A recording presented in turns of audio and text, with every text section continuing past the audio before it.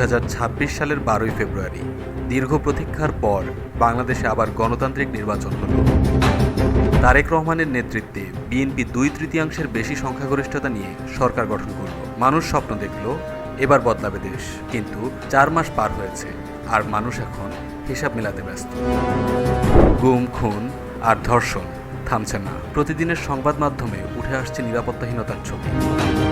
19 April থেকে diesel প্রতি litre 115 টাকা, অকটেন 140 টাকা ও পেট্রোল 135 টাকা নির্ধারণ করা হয়।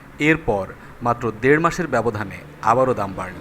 গত 1 জুন পেট্রোল, অকটেন ও কেরোসিনের দাম লিটার প্রতি আরও 5 টাকা করে বাড়ানো হয়েছে। অকটেন 145 টাকা, পেট্রোল 140 টাকা, কেরোসিন 135 টাকা। আন্তর্জাতিক বাজারের সঙ্গে সামঞ্জস্য রেখে স্বয়ংক্রিয় পদ্ধতিতে প্রতি মাসের দাম সমন্বয় করা হচ্ছে, কিন্তু সমন্বয় মানেই বৃদ্ধি, কমানোর নজির নেই। মধ্যপ্রাচ্যের সংঘাতের কারণে হরমুজ প্রণালী কার্যত অচল। কাতার এলএনজি রপ্তানি বন্ধ করেছে। এলপিজি আমদানিতেও অনিশ্চয়তা কাটছে না। রান্নাঘরের চুলায় আগুন জ্বালানোর খরচও বাড়ছে। 3 June Bangladesh energy regulating commission পাইকারি ও গ্রাহক পর্যায়ে বিদ্যুতের দাম বাড়িয়েছে। ভোক্তা পর্যায়ে বৃদ্ধি 16.68%।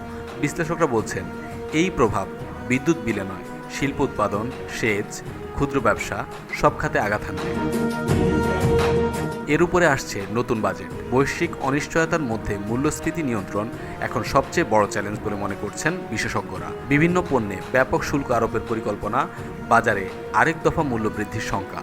4 মাসে 2 দফায় বাড়ল জ্বালানি তেলের দাম, বাড়ল গ্যাসের দাম, বাড়ল বিদ্যুতের দাম 16% বেশি।